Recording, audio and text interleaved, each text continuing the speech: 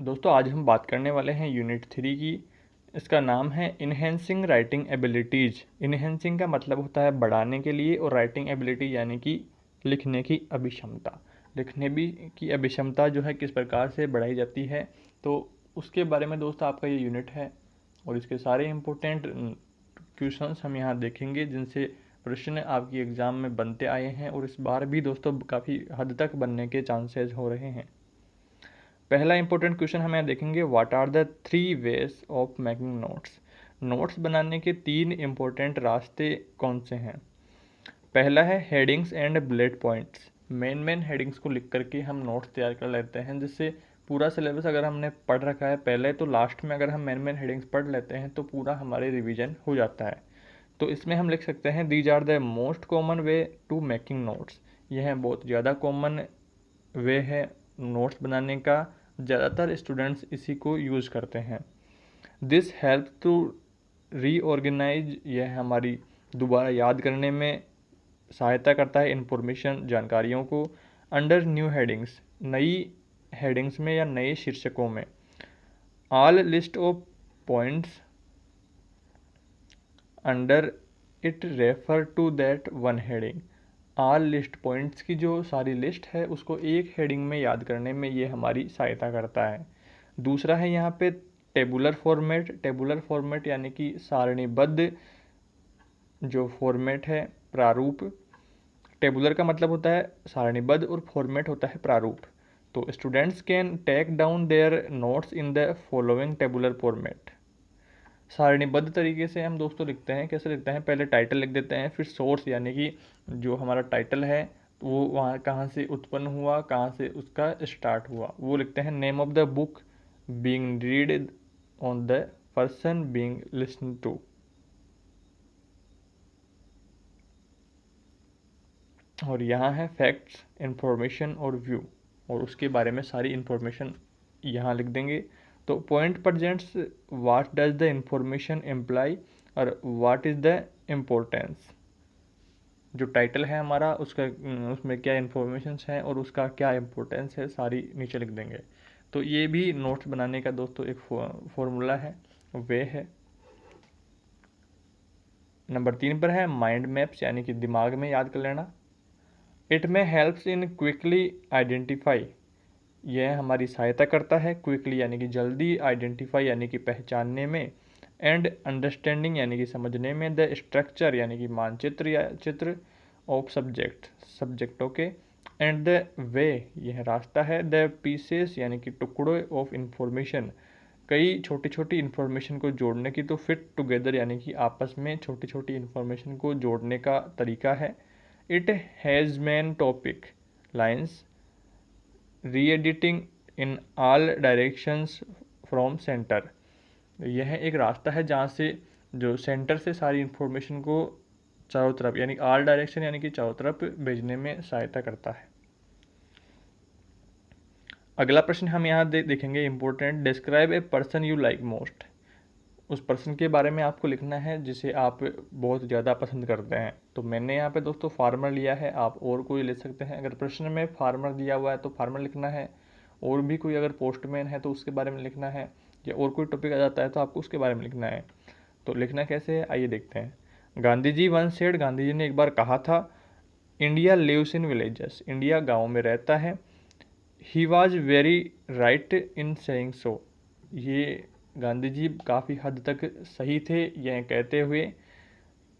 India is a land of villages, India जो है गाँवों का क्षेत्र है, एंड लैंड ऑफ फार्मर्स, और किसानों का क्षेत्र है।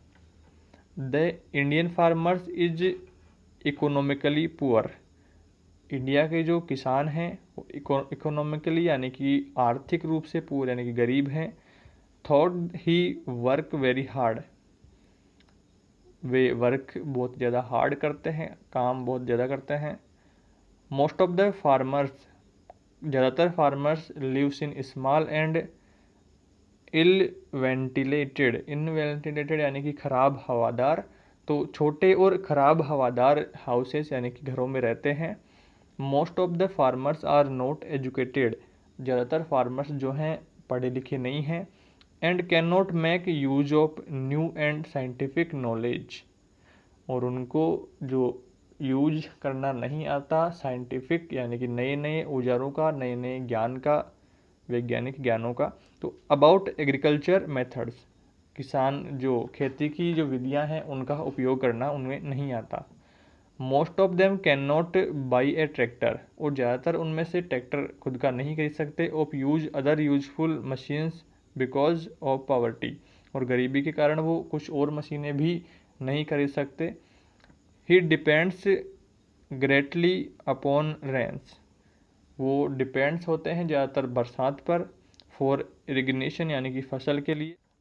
समटाइम्स ही सफ़र्स, कुछ समय उन्हें गुजारना पड़ता है। क्रॉप फेलियर यानी कि फसल खराब के वजह, owing the lack of rains और अनटाइमली रेंस, भारी बरसात और बिना समय की बरसात, यानी कि जब फसल कट रही होती है उस टाइम बरसात आ जाती है तो उस टाइम को ज़रूरत नहीं होती, तो फसल सारी ख़राब हो जाती है बरसात में। और अगर फसल खड़ी है और उससे पानी की ज़रूरत है तो ज़्यादा मात्रा में बाढ़ वगैरह आ जाती है तो उससे फसल ख़राब हो जाती है, तो उन्हें बिना फसल के गुजारना पड़ता है। If the harvest is plentiful he is happy, but it crops fail he lost the miserable, वो अपना धैर्य खो देते हैं जब उनकी फसल खराब हो जाती है, नहीं अन्यथा वो खुश रहते हैं फसल को देखकर। Government is trying its best to improve the economic condition, सरकार कोशिश कर रही है अपना बेस्ट इम्प्रूव करने के लिए, तो इकोनॉमिक यानी कि आर्थिक कंडीशन ऑफ फार्मर्स, किसानों की आर्थिक स्थिति को सुधारने के लिए सरकार प्रयासरत है। He is getting help from various financial institution to get modern agricultural equipments and tractors, modern और उन्हें लोन वगैरह पर सस्ते जो ट्रैक्टर्स दे करके फाइनेंशियल इंस्टीट्यूशन के द्वारा, तो उन्हें ट्रेनिंग भी दी जा रही है कि वो मॉडर्न खेती करें और कम समय में अच्छी पैदावार कैसे उगाते हैं, तो उस बारे में उनको शिक्षा दी जा रही है। This will help him improve, यह उन्हें सहायता कर रहा है, तो इम्प्रूव यानी कि बढ़ने के लिए, आगे बढ़ने के लिए। हिज स्टैंडर्ड ऑफ लिविंग, उनके रहने के स्टैंडर्ड को बढ़ाने के लिए। And contribute to the economic development, आर्थिक स्थिति भी उनकी सुधारने के लिए ऑफ द कंट्री यानी कि देश की। I am proud of Indian farmers, मुझे अपने भारत के किसानों पर गर्व है। तो इस तरह से आप दोस्तों इसमें लिख सकते हो, और भी अगर आपको कोई पॉइंट याद आता है तो थोड़ा उसको इंग्लिश बना करके आप आराम से लिख सकते हो। अगला इंपॉर्टेंट क्वेश्चन है question number 3, what is the utility यानी कि उपयोगिता, इम्पोर्टेंस यानी कि उपयोग महत्व, उपयोगिता या महत्व ऑफ राइटिंग, क्या महत्व है, क्या उपयोगिता है राइटिंग की। तो पहला इसमें लिखेंगे writing is a two way process, writing जो है दो रास्तों की प्रोसेस है। द यंग राइटर नीड्स, जवान लेखकों की आवश्यकता, और ऑडियंस यानी कि सुनने वालों की या पढ़ने वालों की। दूसरा है यहाँ पे writing is based on experience, writing जो है एक्सपीरियंस पर बेस्ड होती है। तीसरी है writing improves throat practice, writing जो है इम्प्रूव होती है, ठीक होती है प्रैक्टिस से।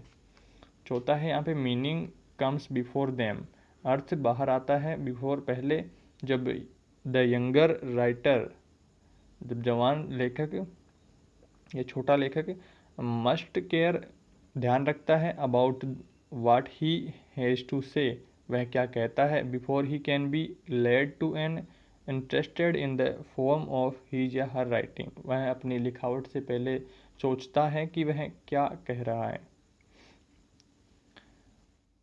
अगला इंपॉर्टेंट क्वेश्चन है question number 4, what are the magazines of writing. तो इसका राइट आंसर हम देखेंगे क्वांटिटी यानी कि मात्रा, मेक योर टेक्स्ट, अपने टेक्स्ट को बनाओ, नो मोर और लेस इन्फॉर्मेटिव देन रिक्वायर्ड, आवश्यकता से कम इंफॉर्मेटिव यानी कि सूचनापूर्ण, जानकारीपूर्ण बनाओ। क्वालिटी से only what you believe, quality कहती है कि क्या तुम विश्वास करते हो, टू बी ट्रू, सच्चाई में, and have adequate evidence, adequate evidence यानी कि पर्याप्त सबूतों में, टू सपोर्ट सहायता की। आगे है रिलेशन यानी कि संबंध, बी रिलेवेंट यानी कि सबसे संबंध बना करके रखो, सबके बारे में जानकारी रखो, मैनर यानी कि तौर तरीका, बी ब्रीफ यानी कि संक्षिप्त में, एंड ऑर्डरली यानी कि व्यवस्थापूर्ण व्यवस्थित, अवॉइड ऑब्सक्योरिटी यानी कि अंधकार, एंड एम्बिग्युइटी यानी कि अनिश्चितता। अगला इंपॉर्टेंट क्वेश्चन है what do you mean by inclusive education, यानी कि समावेशी शिक्षा से आप क्या समझते हैं। तो इसका राइट आंसर हम देंगे inclusive education stands, inclusive education यानी कि समावेशी शिक्षा खड़ी है फॉर ए प्रोसेस यानी कि प्रक्रिया ऑफ फाइटिंग यानी कि लड़ाई की, और फॉर द इंक्लूजन यानी कि समावेश ऑफ पीपुल यानी कि लोगों का, विथ डिसेबिलिटीज यानी कि अयोग्यता से, in the main stream, main बात जो एजुकेशन सिस्टम की है। Education for all is closely connected है, सभी के लिए शिक्षा जो है क्लोजली कनेक्टेड है to the work for equal rights यानी कि समानता के अधिकार से, ऑफ द पीपुल लोगों के साथ, विथ डिसेबिलिटीज यानी कि अयोग्यता, एंड अगेंस्ट यानी कि सामने खड़ी है देयर सोशल एक्सक्लूजन यानी कि सोशल उनका समावेश। एजुकेशन इज सीन, एजुकेशन दिखती है, एज की यानी कि चाबी के रूप में, टू ए सोसाइटी समाज की, दैट इज रेडी जो खड़ी है, टू वेलकम स्वागत करने के लिए, ए वाइड डाइवर्सिटी यानी कि व्यापक विविधता के रूप में, ऑफ डिफरेंट गिफ्ट यानी कि अलग अलग उपहारों, एंड एबिलिटीज यानी कि योग्यताओं को लिए हुए। अगला इंपॉर्टेंट क्वेश्चन है व्हाट डू यू नो, आप क्या जानते हैं, अबाउट बिहेवियरल, व्यवहार के बारे में, कैरेक्टरिस्टिक यानी कि उसकी विशेषताओं के बारे में आप क्या जानते हैं। तो इसका राइट आंसर हम लिखेंगे बिहेवियरल कैरेक्टरिस्टिक यानी कि व्यवहार की विशेषताएं, आर द फीचर्स, फीचर होती हैं, और इक्वालिटीज बिलोंग्स, क्वालिटीज़ बिलोंग करती है, टाइपिकली यानी कि प्रकारों में, टू ए पर्सन लोगों के, सर्विंग यानी कि उनकी सर्विस से, आइडेंटिफाई होती है, them with regards to the manners, उनके मैनर्स को देखते हुए झलकती है, ऑफ कंडक्टिंग कंडक्ट की जाती है यानी कि चलाई जाती है, देमसेल्फ उनके खुद के द्वारा, अंडर नॉर्मल यानी कि सामान्य, एंड स्पेसिफिक सर्क्यूमेंटेंस यानी कि विशेष रूप से चलाई जाती है। अगला इंपॉर्टेंट प्रश्न दोस्तों यहाँ हम देखेंगे right a paragraph on my father, अपने पिताजी पर एक पैराग्राफ लिखना है आपको। तो इसका राइट आंसर हम लिखेंगे इंट्रोडक्शन, पहले हम इंट्रोडक्शन देंगे। फादर इज राइटली यानी कि ठीक प्रकार से, regarded as god by the Hindus, हिंदुओं के लिए जो पिताजी होते हैं वो भगवान के समान होते हैं। द हैप्पीनेस यानी कि खुशियाँ of the family depends much on the abilities of a father, जो फैमिली की खुशियाँ होती हैं वो एक फादर पर की विशेषताओं, उनकी विशेषताओं पर डिपेंड करती है, निर्भर करती है। ए फैमिली विथ आवर, एक परिवार, विथ ओवर फादर, एक फैमिली अपने पिताजी के अलावा, becomes a boat without A seller, एक नाविक जो बिना नाव के, या एक नाव जो बिना नाविक के। आई थैंक गॉड, मैंने भगवान का धन्यवाद करता हूँ, that I am the son of a father, जो मैं एक बाप का बेटा हूँ या एक पिताजी का बेटा हूँ। हु हैज़ वंडरफुल, जो बहुत अच्छे हैं, क्वालिटीज़, जो क्वालिटीज़ विशेषताएं हैं उनमें बहुत अच्छी, ऑफ हेड एंड हार्ट्स, उनके हृदय में प्यार है। तो इस तरह से आप इसमें लिख सकते हैं। और सेकंड है अबाउट माय फादर, अपने पिताजी के बारे में। The name of my father is SC Jain, आप लिख सकते हो, अपने नाम लिख सकते हो, अगर क्वेश्चन में दिया हुआ है तो आप वो लिख सकते हो, कुछ भी लिख सकते हो। ही इज़ रिनोड बिजनेसमैन, वो एक बिजनेसमैन है। He is a man of simple living, simple living है, सिंपल लिविंग में रहते हैं, मतलब साधारण वेशभूषा के हैं। एंड हाई थिंकिंग, ऊंचा सोच रखने वाले हैं। ही सीक्स फ्रेश एयर, वो फ्रेश हवा में रहते हैं। डज यूजफुल एक्सरसाइज, और आवश्यक एक्सरसाइज करते हैं। And take light diet.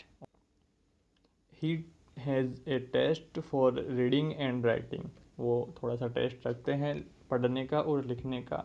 He is dealing, वो डील करते हैं। एंड आर फेयर, उनके जो परिणाम होते हैं, उनके जो समझौते होते हैं वो फेयर यानी कि निष्पक्ष होते हैं।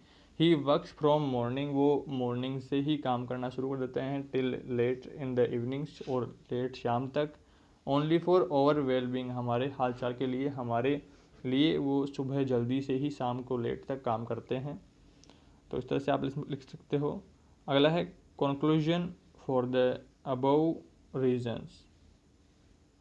माई father for the above reasons यानी कि कुछ विशेष कारणों से माई फादर मेरे पिताजी had so high place of respect not only in our family but along also among the dignified citizen of the city. May god grant him long life. मैं भगवान से दुआ करता हूँ कि उनकी लंबी उम्र दे। और यहाँ ऊपर की लाइनों में क्या था कि सिटीजन ऑफ लाइफ वो हमारी परिवार के लिए ही महत्वपूर्ण नहीं है, आसपास के परिवारों भी उन्हें सिटीजन जो उन्हें जानते हैं वो भी उन्हें रिस्पेक्ट देते हैं। और मैं भगवान से दुआ करता हूँ कि भगवान उन्हें लंबी उम्र दे। तो बस यार दोस्तों, आज की यूनिट में इतना ही। अगर वीडियो पसंद आया है तो लाइक शेयर सब्सक्राइब आपको ज़रूर से कर लेना है। और डिस्क्रिप्शन में लिंक है, PDF आपको मिल जाएगी।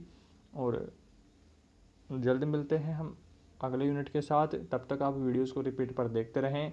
और फिर भी आपको कोई प्रॉब्लम होती है तो आप हमें कमेंट कर सकते हैं, या फिर आप जैसे डिस्क्रिप्शन में जाएंगे आपको ट्विटर और इंस्टाग्राम का लिंक मिल जाएगा, तो आप वहाँ से भी मेरे से कॉन्टैक्ट कर सकते हैं।